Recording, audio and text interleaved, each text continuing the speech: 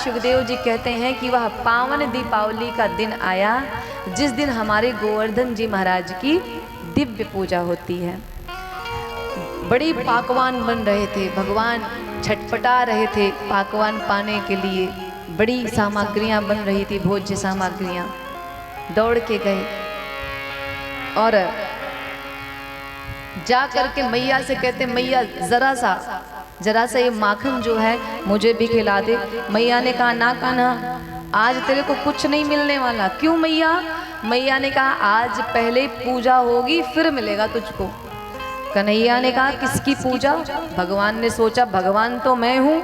बोलिए गोवर्धन महाराज की, श्री कृष्ण कन्हैया लाल की जय हो। भगवान ने कहा कि भगवान तो मैं हूँ, फिर ये पूजा किसकी करने जा रही हैं? मैया ने कहा देख कन्हैया, किसकी पूजा होगी कब होगी ये जा करके अपने बाबा से पूछ के आ। भगवान नंद बाबा के पास गए और कहा बाबा ये किसकी पूजा की तैयारियां चल रही हैं?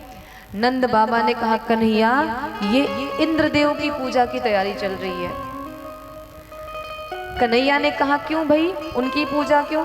बाबा ने कहा क्योंकि वो जल वर्षा करते हैं और जब जल वर्षा करते हैं तो हमारी पृथ्वी हरी भरी रहती है, हरी हरी घास उगती है और जब हमारी गौ माता उस घास को खाती हैं तो हमें मीठा मीठा दूध प्रदान करती हैं, इसीलिए उनकी पूजा आवश्यक है। कन्हैया ने कहा जल वर्षा करना तो उनका कर्म है, फिर उनकी पूजा क्यों? बाबा ने कहा देख कन्हैया, वैसे तो हर वर्ष हम उनकी पूजा करते हैं, लेकिन अगर तेरे मन में कोई विचार आ रहा है तो भी बता। कन्हैया ने कहा देखो बाबा, इस बार इंद्रदेव की पूजा नहीं होगी तो किसकी पूजा होगी? इस बार गोवर्धन जी महाराज की पूजा होगी। बोले ये कौन है? कन्हैया ने कहा भैया गोवर्धन भगवान वही हैं जिनकी गोद में जाकर के हमारी गायें जो है अपना पेट भरती हैं, और मेरी उनसे बात हो गई है, इस बार इंद्र की जगह उनकी पूजा। सारे ग्वाल बाल तो मान गए, सबने कहा लेकिन कन्हैया यदि कुछ गड़बड़ हुआ तो तू ही जाने। ठीक है महाराज। सारे ग्वाल बाल पहुंचे गोवर्धन जी महाराज के समक्ष और सारे ग्वाल बाल जब पूजन आरंभ करते हैं तभी ये बात इंद्रदेव को पता चली, और जब इंद्र को पता चली तो इंद्रदेव ने सावर्तक नाम के भयानक मेघों को भेजा और कहा जाओ ब्रज में इतनी जलवर्षा करो, इतनी जलवर्षा करो कि ये पूरा ब्रज मंडल जल में डूब जाए। भयानक मेघ आए और वृंदावन में जो जल वर्षा प्रारंभ हुई ना महाराज, सारे ग्वाल बाल भयभीत, बोले कन्हैया अब तो तू ही हमारी रक्षा करेगा। अब जब भयानक जल वर्षा होने लगी तो कन्हैया दौड़ के आए, बोले चिंता मत करो। बोले क्यों? बोले ये गोवर्धन भगवान से मेरी पहले ही बातचीत हो गई है।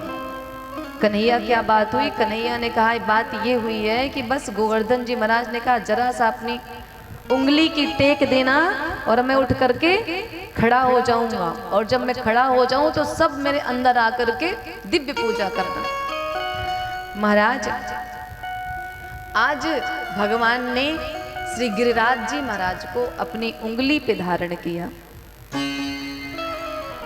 और धारण करके दिव्य गोवर्धन पूजा की लीला कर रहे हैं।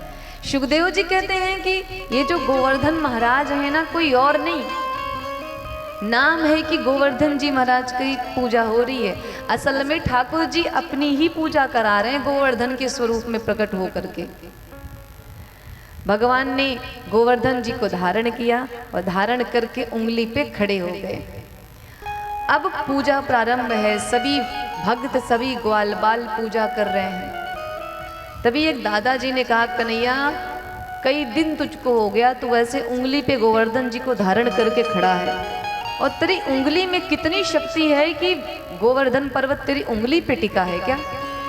कन्हैया ने कहा तो बाबा।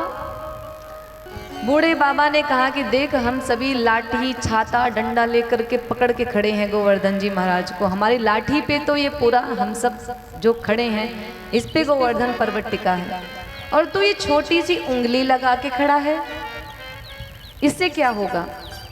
और उधर क्या हो रहा है, इंद्रदेव भयानक जल वृष्टि कर रहे हैं और इधर भगवान गोवर्धन को धारण करके बैठे।